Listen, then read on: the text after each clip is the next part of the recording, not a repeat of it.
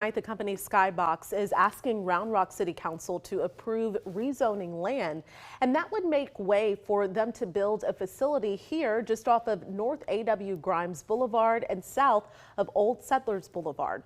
Kevin Bosker is live at Round Rock City Hall and is tracking what's happening. He's been there for several hours. So are they still discussing this, Kevin?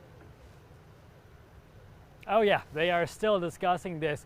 They started public comment for rezoning this piece of land back at 8 p.m. 2 hours later, that house, that chamber, is still very much full. If you take a look, packed house. It really speaks to the amount of people voicing their concerns on how this data center could potentially impact their daily lives.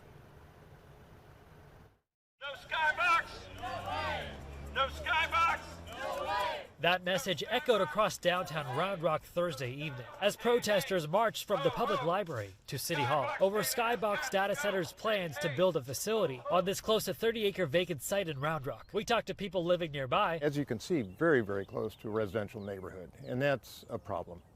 There are concerns about water consumption. Our concern as we've researched this is that the use of water will double and electricity will go up by 50%. My main concerns are environmental as they impact the people in the area, the light pollution, of course the utilities. We brought these concerns to Skybox's Chief Development Officer, Haynes Strader. The data center itself uses very little water, and once charged, it's recycled with 98% retention.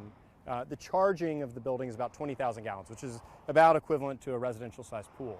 So if you put 5 houses out here or a single industrial building, that's going to use dramatically more water than what our facility would use. Whether we build this here or 100 miles from here, it's not going to have a direct impact on utility rates. This building is, again, it's only 150,000 square feet, it's 60 megawatts. It's not going to move the needle on rates dramatically. You won't be able to hear anything running outside of this building from a compute standpoint. You will be able to hear the chillers and that kind of noise, and if all the generators are on, that would be noticeable.